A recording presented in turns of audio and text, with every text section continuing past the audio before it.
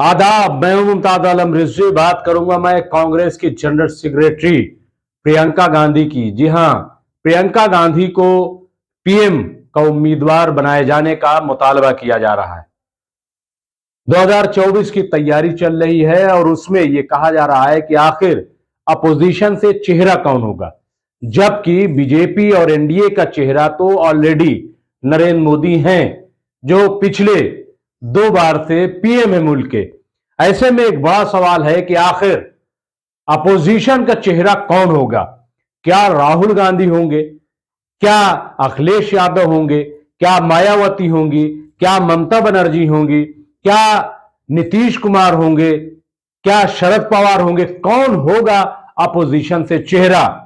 इस सिलसिले में कई तरह की बातें हो रही हैं, लेकिन जब कांग्रेस के लीडर और कल्कि धाम के पीठाधीश्वर, जो अपने बयानों के लिए जाने जाते हैं, उनसे पूछा गया, उनसे सवाल किया गया, तो उन्होंने पूरे दावे के साथ कहा कि अगर अपोजिशन में कोई चेहरा है जिसको पीएम को उम्मीदवार बनाया जाना चाहिए, तो वो प्रियंका गांधी, इसके अलावा कोई चेहरा नहीं है। उनसे पूछा गया कि इसकी वजह क्या है, क्यों ऐसा आपको लगता है? उन्होंने कहा कि आप बताइए कि जो पीएम का उम्मीदवार होना चाहिए या जिसको पीएम को उम्मीदवार बनाया जाए, तो वो मकबूल होना चाहिए अवाम में और लोग उसे पसंद करते हों, लोग उसकी बातों को सुनते हों, मानते हों। तो ऐसा अगर कोई चेहरा है तो मेरी नजर में, उन्होंने कहा कि सिर्फ प्रियंका गांधी है। उनकी आप मकबूलियत देख लीजिए। फिर उनके अंदर उन्होंने कहा कि जो हिंदुस्तान के संस्कार हैं, जो उनके अंदर हिंदुस्तान की संस्कृति है और जो उनका अपना अंदाज है काम करने का, वो बिल्कुल मुख्तलिफ है और सबसे ज्यादा वो इस वक्त हिंदुस्तान में मकबूल है। और इसीलिए कांग्रेस को चाहिए कि वो प्रियंका गांधी को पीएम को उम्मीदवार बनाए। पूछा गया कि राहुल गांधी के बारे में आपका क्या ख्याल है? उन्होंने कहा कि राहुल गांधी तो बहुत अच्छे लीडर हैं, इसमें कोई शक नहीं है। और राहुल गांधी ने अभी जो भारत जोड़ो यात्रा निकाली, तो वाकई उन्होंने एक तपस्वी की भूमिका निभाई है।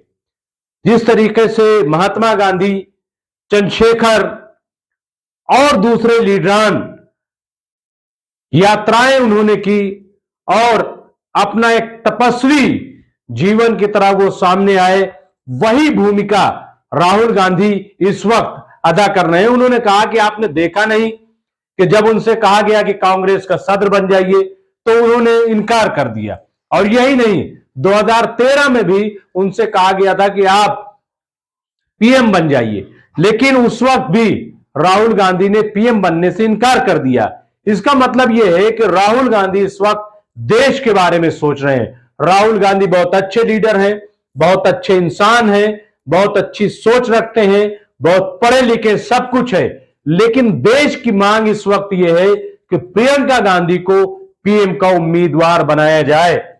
तो यह कहना है आचार्य प्रमोद कृष्णम का, और उन्होंने ये पूरे दावे के साथ कहा है कि कांग्रेस कारकुनान भी करोड़ों में हैं, जी ये चाहते हैं कि प्रियंका गांधी को पीएम का उम्मीदवार बनाया जाए।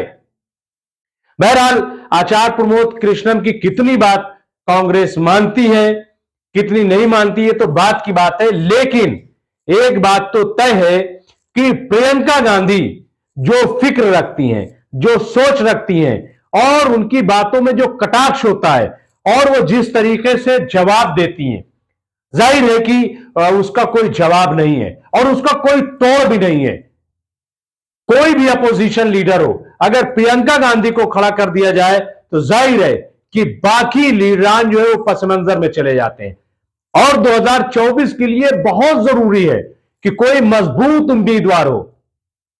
अभी अपोजिशन की हालत यह है कि समझ में नहीं आ रहा है कि क्या अपोजिशन सब मिलकर के एक साथ बीजेपी का 2024 से मुकाबला करेंगे या फिर तीसरा मुहाज बनेगा। क्योंकि अभी अखिलेश यादव ने, आपने देखा होगा कि ममता बनर्जी से उन्होंने मुलाकात की और मुलाकात के बाद अखिलेश यादव ने भी और ममता बनर्जी ने भी, दोनों ने कांग्रेस पे हमला किया और कहा कि ये बीजेपी और कांग्रेस दोनों एक जैसी पार्टियां हैं। अगर बीजेपी आज सीबीआई ईडी का इस्तेमाल कर रही है गलत, तो माजी में कांग्रेस ने भी यही काम किया है। तो इस तरीके के जो हमले हैं उससे यही लग रहा है कि कोई अलग खिचड़ी पक रही है, तीसरे मुहाज की तैयारी चल रही है। लेकिन सबको यह मालूम है कि अगर तीसरा मुहाज बना तो फिर 2024 में पीएम मोदी को कोई नहीं हरा सकता। और आचार्य प्रमोद कृष्णम जी का कहना यह है कि अगर मोदी जी को हटाना है, बीजेपी को हटाना है, तो उसका वाहिद तरीका यह है कि प्रियंका गांधी को पीएम चेहरा बनाया जाए। और प्रियंका गांधी में वो कशिश है, वो सलाहियत है, वो अहलियत है कि तमाम अपोजिशन पार्टियां भी प्रियंका गांधी के नाम पर मुत्तहिद हो जाएंगी। तो अगर ऐसा है तो फिर कांग्रेस देर क्यों कर रही है? क्योंकि बीजेपी पूरी तैयारी में है, हर एतबार से बीजेपी तैयारी कर रही है। ऐसे में अगर अब अपोजिशन या कांग्रेस देर करती है तो फिर यह कांग्रेस के लिए, अपोजिशन के लिए बहुत बड़ा नुकसान होगा। बहुत बहुत शुक्रिया।